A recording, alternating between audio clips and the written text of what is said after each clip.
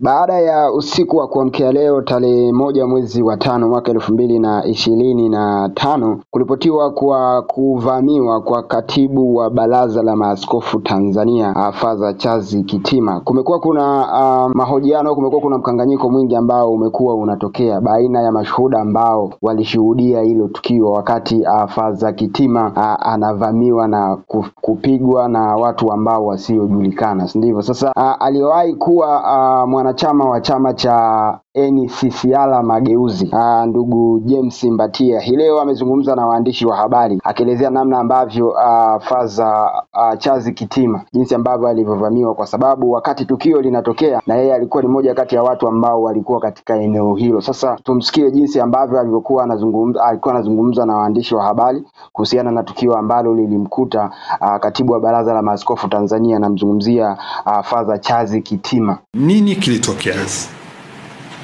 Jana kwenye compound, kwenye maeneo au kwenye ofisi za Baraza la Maaskofu Katoliki kulikuwa na mikutano.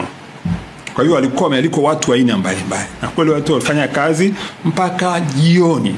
Sana wengine mpaka usiku.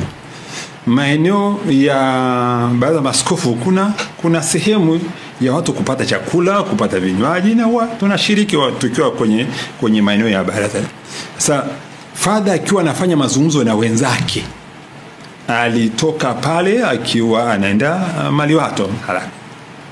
Alipofika huko akakutana na vijana wawili waliofanya jaribio la kudhulumu uhai wake. Na waliofanya kitendo hicho wanaonekana walikuwa well trained, kwa sababu walipiga pale ambako ukitaka kuondoa binadamu na unapiga pale. Walipiga kwenye soko. Na ya ndani sana sitayasema kwa sababu kwa kweli ameumia.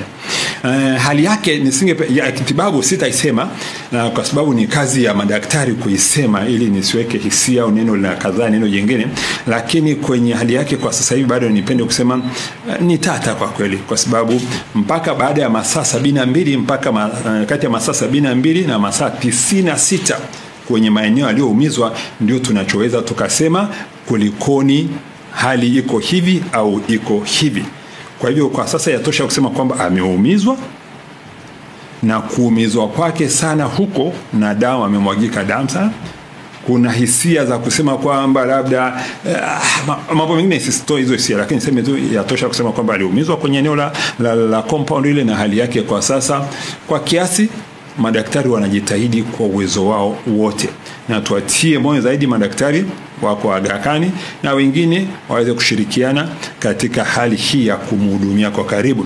Na mimi ni mmoja wapo na mhudumia kwa karibu kama nilivyosema hapo awali, kwa sababu huyu ni baba yangu wa kiroho, ni mlezi wangu wa kiroho, niko naye karibu sana, na ni zaidi ya udugu, tunashirikishana mambo mengi sana. Na nilivyopata taarifa hizi kwa kweli hatukulala, tumejitahidi kwa uwezo wetu wote kuhakikisha tunajitahidi kurudisha uhai wake. Kama tunavyojua hakuna utajiri ulio mkubwa kama afya ya binadamu. Ndio utajiri mkubwa kuliko wote. Kwa hivyo uhai wa binadamu ukishatoka inakuwa ni basi. Kwa hivyo tupambanie uhai wa Father Kitima na uhai wa wengine wote.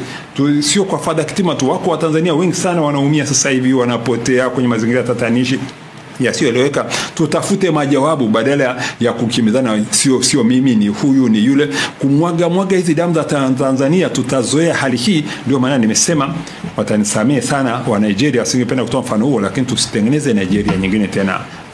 Baada ya kumsikiliza ndugu Mbatia, wewe kama mdau na mfuatiliaji wa Mbayu TV, una ujumbe gani kuhusiana na hiki ambacho amekuja kushare na sisi kuhusiana na namna ambavyo Father Kitima alivyovamiwa huo usiku wa kuamkia leo tarehe 1 mwezi wa 5 mwaka 2025? Achia ujumbe wako kwenye ukurasa wetu wa Instagram, tunatumia kama Mbayu TV, na kama hujasubscribe channel yetu ya Mbayu TV on YouTube, basi fanya hivyo ili wa kwanza kupata habari na matukio ambayo tunakuwa tunayaweka humo. Lakini usisahau kumfollow Mr. InfoJB kwenye ukurasa wake wa Instagram, anatumia hivi.